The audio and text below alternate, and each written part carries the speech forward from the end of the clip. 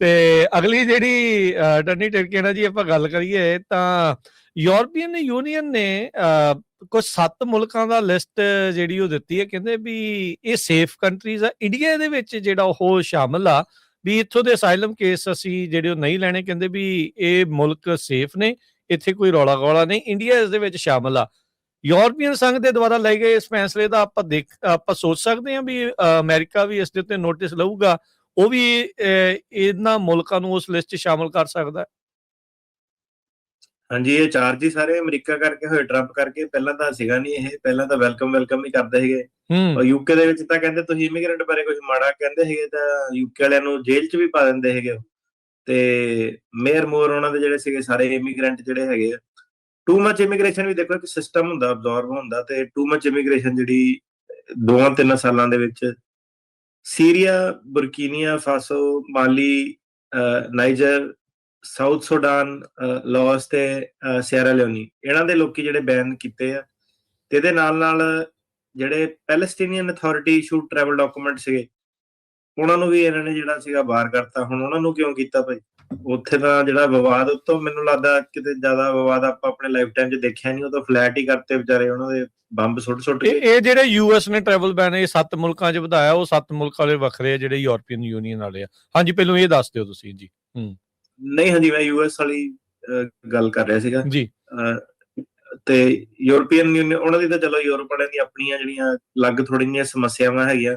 ਉਹਨਾਂ ਦੀਆਂ ਸਮੱਸਿਆਵਾਂ ਜਿਹੜੀਆਂ ਮੋਰ ਔਨ ਦਾ ਲਾਈਨਸ ਆਫ ਆ ਕੇ ਜਿਹੜੇ ਇਮੀਗ੍ਰੈਂਟ ਜਵਾਕ ਜ਼ਿਆਦਾ ਜੰਮਦੇ ਇੱਕ ਮਿਸ਼ਨ ਤੇ ਆਉਂਦੇ ਆ ਕਿ ਕਿੱਦਾਂ ਜਿਹੜਾ ਸੀਗਾ ਸਲਤਨਤ ਦੁਬਾਰਾ ਆਪਣੀ ਬਣਾਉਣੀ ਆ ਕਿਸੇ ਦੂਜੇ ਤੇ ਜਾ ਕੇ, ਤੇ ਫਿਰ ਆ ਕੇ ਉਹਨਾਂ ਦੇ ਜਿਹੜੇ ਲਾਅ ਕਿੱਦਾਂ ਚੇਂਜ ਕਰਨੇ ਆ। ਉਹਨਾਂ ਦੀ ਜਿਹੜੀ ਫਾਈਟ ਜਾਂ ਜਦੋਜਹਿਦ ਜਿਹੜੀ ਦੂਸਰੀ ਆ, ਉਹਨਾਂ ਨੂੰ ਐਂ ਲੱਗਦਾ ਕਿ ਉਹਨਾਂ ਦਾ ਕਲਚਰ ਡੇਂਜਰ 'ਚ, ਤੇ ਉਹਦੇ ਵਿੱਚ ਕੋਈ ਕਮੈਂਟ ਨਹੀਂ। ਨਾ ਆਪਾਂ ਯੂਰਪ ਜਾਣਾ ਘੁੰਮਣ ਫਿਰਨ ਤੱਕ ਹੀ ਆਪਣੀ ਸੀਮਿਤ ਆ। ਉਹ ਯੂਰਪ ਵਾਲਿਆਂ ਦੀਆਂ ਸਮੱਸਿਆਵਾਂ ਅਮਰੀਕਾ ਦੇ ਵਿੱਚ ਜਿਹੜਾ ਸੀਗਾ ਲਿਸਟ ਇਹਨਾਂ ਨੇ ਵਧਾਤੀ ਹੈ। ਤੇ ਇਹਦੇ ਵਿੱਚ ਇਹ ਬੇਸਿਕਲੀ ਪੈਲਸਟਾਈਨ ਵਾਲੇ ਨੂੰ ਕਿਉਂ ਟੰਗਦੇ ਆ? ਕਿਉਂਕਿ ਜੂਇਸ਼ ਲੌਬੀ ਜਿਹੜੀ ਇੱਥੇ ਜ਼ਿਆਦਾ ਸਟਰੋਂਗ ਹੈਗੀ ਆ। ਇਨਫੈਕਟ ਇੰਨੀ ਸਟਰੋਂਗ ਜਿਹੜੀ ਹੈਗੀ ਆ ਕਿ ਉਹ ਕਹਿੰਦੇ ਸੀਗੇ ਕਿ ਜਿਹੜੇ ਫੇਸਬੁੱਕ ਵਗੈਰਾ ਤੁਸੀਂ ਸੋਸ਼ਲ ਮੀਡੀਆ ਤੇ ਓਪੀਨੀਅਨ ਵੀ ਗੱਲ ਵੀ ਕਿਉਂ ਕਰਦੇ ਹੋ ਉਸ ਬਾਰੇ। ਤੇ ਕਿਸੇ ਟਾਈਮ ਜਿਹੜੀ ਇੱਕ ਕਲਾਸ ਸੀਗੀ ਜਿੰਨਾ ਆਪ ਇੰਨਾ ਧੱਕੇਸ਼ਾਹੀ ਜਿਹੜੀ ਹੋਈ, ਤੇ ਤੁਸੀਂ ਦੇਖ ਲਓ ਕਿ ਕਿੱਦਾਂ ਜਿਹੜਾ ਟਰਨ ਆਫ ਇਵੈਂਟਸ ਜਿਹੜਾ ਹੁੰਦਾ 100 ਸਾਲਾਂ ਦੇ ਅੰਦਰ ਹੀ ਕਿ ਬਿਲਕੁਲ ਡਿਫਰੈਂਟ ਰੂਪ ਜਿਹੜਾ ਦੇਖ ਰਹੇ ਆ। ਤੇ ਸਰਕਾਰ ਕਹਿੰਦੀ ਸੀਗੀ ਕਿ ਗੱਲ ਵੀ ਨਾ ਕਰੋ, ਪਰ ਇਹ ਹੈ ਕਿ ਲੌਂਗ ਰਨ ਦੇ ਵਿੱਚ ਅਮਰੀਕਨ ਜਿਹੜੇ ਲੋਕ ਹੈਗੇ ਉਹਨਾਂ ਨੂੰ ਦਬਾ ਕੇ ਰੱਖਣਾ, ਤੁਸੀਂ ਆ ਵੀ ਨਾ ਬੋਲੋ ਔਖਾ। ਉਹ ਆਈ ਡੋਂਟ ਥਿੰਕ ਸੋ ਕਿ ਕੋਈ ਬੜਾ ਲੋਕਾਂ ਨੇ ਉਹਨੂੰ ਸਟੂਡੈਂਟਸ ਪ੍ਰੋਟੈਸਟ ਤੋਂ ਸ਼ੁਰੂ ਜਿਹੜੇ ਹੋਏ ਸੀਗੇ। ਤੇ ਹਾਂਜੀ, ਤੇ ਫ੍ਰੀडम ਆਫ ਸਪੀਚ ਜਿਹੜੀ ਤੁਸੀਂ ਨਹੀਂ ਕਰ ਸਕਦੇ, ਹਰੇਕ ਚੀਜ਼ ਜਿਹੜੀ ਹੇਟ ਸਪੀਚ ਨਹੀਂ ਹੁੰਦੀ। ਤੇ ਪਰ ਇਹ ਸੀਗਾ ਕਿ ਜਿਹੜੀ ਲੌਬੀ ਦੋਨੋਂ ਬੰਨੇ ਜਿਹੜੀ ਸੀਗੀ, ਉਹ ਲੌਬਿੰਗ ਦੇ ਸਿਰ ਤੇ ਇਹ ਜਿਹੜੇ ਸੀਗੇ ਕਿ ਕਿਹਨੂੰ ਟਾਰਗੇਟ ਕਰਨਾ ਨਹੀਂ ਕਰਨਾ ਉਹ ਚੱਲਦਾ ਸੀਗਾ।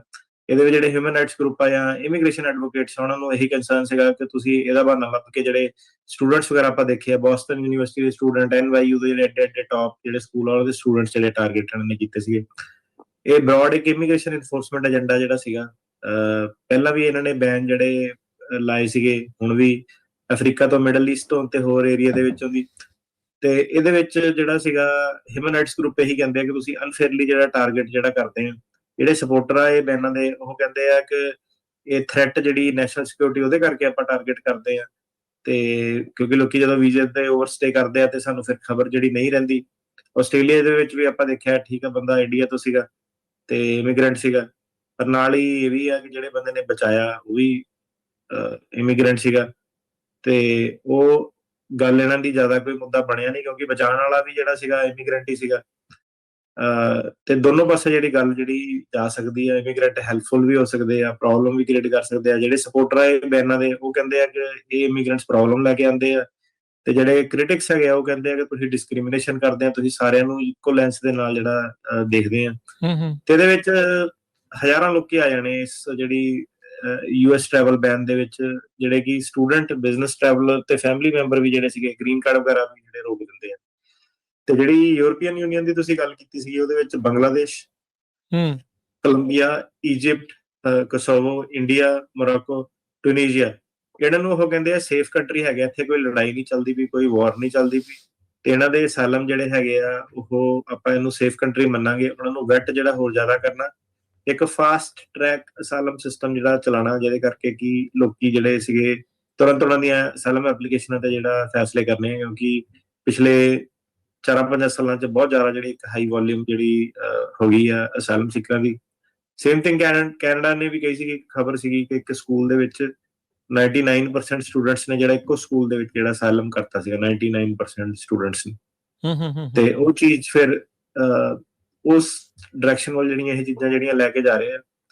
ਤੇ ਇਹਦੇ ਵਿੱਚ ਜਿਹੜਾ ਸੀਗਾ ਰਿਫਾਰਮ, ਜਿਹੜਾ ਓਬਵੀਅਸਲੀ ਯੂਰਪੀਅਨ ਯੂਨੀਅਨ ਦੇ ਜਿਹੜੇ ਐਕਟਸ ਹੈਗੇ ਮਾਈਗ੍ਰੇਸ਼ਨ ਤੇ ਅਸਾਈਲਮ ਦੇ ਉੱਤੇ, ਉਹਨੂੰ ਇਹ ਚੇਂਜ ਜਿਹੜਾ ਕਰਨਾ ਚਾਹੁੰਦੇ ਆ ਜੂਨ 2026 ਤੱਕ ਇਹ ਕਹਿੰਦੇ ਇੰਪਲੀਮੈਂਟ ਜਿਹੜਾ ਕਰਨਾ।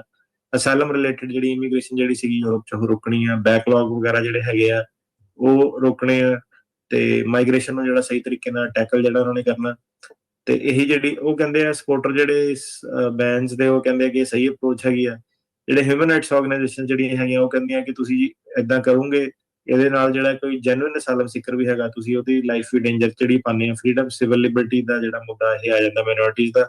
ਤੇ ਤੁਸੀਂ ਸਿੱਧੇ ਜਿਹੜਾ ਕਹਿ ਰਹੇ ਆ ਕਿ ਸੇਫ ਕੰਟਰੀ ਹੈਗੀਆਂ, ਕਿ ਇੰਡੀਆ ਫੋਰ ਐਗਜ਼ਾਮਪਲ ਜੇ ਤੁਸੀਂ ਸਿੱਧੇ ਕਹਿ ਲਓ ਕਿ ਸੇਫ ਕੰਟਰੀ ਆ, ਤੇ ਜ਼ਰੂਰੀ ਨਹੀਂ ਹੈਗਾ ਕਿ ਉਹ ਕੰਟਰੀ ਦੇ ਵਿੱਚ ਹਰੇਕ ਬੰਦਾ ਸੇਫ ਆ। ਉੱਥੇ ਵੀ ਬਹੁਤ ਧੱਕੇਸ਼ਾਹੀਆਂ ਜਿਹੜੀਆਂ ਹੁੰਦੀਆਂ, ਕਿ ਤੁਹਾਨੂੰ ਕੇਸ ਬਾਏ ਕੇਸ ਜਿਹੜਾ ਦੇਖਣਾ ਚਾਹੀਦਾ। ਇਹ ਸੇਫ ਕੰਟਰੀ ਵਾਲਾ ਲੇਬਲ ਜਿਹੜਾ ਤੁਸੀਂ ਨਾ ਲਾਓ, ਪਰ ਉਹਨਾਂ ਨੇ ਇਹ ਲੇਬਲ ਜਿਹੜਾ ਲਾਤਾ। ਚੀਜ਼ਾਂ ਜਿਹੜੀਆਂ ਹੁਣ ਐਂਟੀ ਇਮੀਗ੍ਰੇਸ਼ਨ ਵੱਲ ਜਿਹੜੀਆਂ ਜਾ ਰਹੀਆਂ, ਤੇ ਮਾਈਗ੍ਰੇਸ਼ਨ ਕਿਉਂਕਿ ਬਹੁਤ ਜ਼ਿਆਦਾ ਜਿਹੜੀ 4-5 ਸਾਲਾਂ ਦੇ ਵਿੱਚ ਹੋਈ ਹੈ, ਲੋਕੀ ਕਾਫੀ ਜ਼ਿਆਦਾ ਜਿਹੜੇ ਮੂਵ ਕੀਤੇ ਆ, ਤੇ ਉਹਨੂੰ ਇਹ ਕੰਟਰੋਲ ਜਿਹੜਾ ਕਰਨਾ ਚਾਹੁੰਦੇ ਆ, ਸਿੱਧੀ ਜੀ ਗੱਲ। ਤੇ ਇਹ ਜਿੱਦਾਂ ਮੈਂ ਪਹਿਲਾਂ ਪੁੱਛਿਆ ਸੀਗਾ ਵੀ ਕੀ ਅਮਰੀਕਾ ਵਾਲੇ ਵੀ ਇਸ ਤੋਂ ਦੇਖਦੇ ਹੋਏ ਵੀ ਯੂਰਪੀਅਨ ਯੂਨੀਅਨ ਨੇ ਕਰਤੇ ਵੀ ਉਹ ਵੀ ਕਹਿ ਦੇਣ ਵੀ ਹਾਂ ਭਾਈ ਵੀ ਇੱਥੇ ਸੇਫ ਆ, ਆਪਾਂ ਇਹਨਾਂ ਦੇ ਉੱਤੇ ਨਹੀਂ ਕਰਨਾ, ਜਾਂ ਇਹਦਾ ਅਸਰ ਤੁਸੀਂ ਲੱਗਦਾ ਵੀ ਤੁਹਾਨੂੰ ਇੱਥੇ ਪਊਗਾ ਜਾਂ ਨਹੀਂ ਪਊਗਾ ਅਮਰੀਕਾ ਦੇ ਵਿੱਚ, ਉਹ ਉੱਥੇ ਯੂਰਪੀਅਨ ਯੂਨੀਅਨ ਦੇ ਦੁਆਰਾ ਲਏ ਗਏ ਇਸ ਫੈਸਲੇ ਦਾ?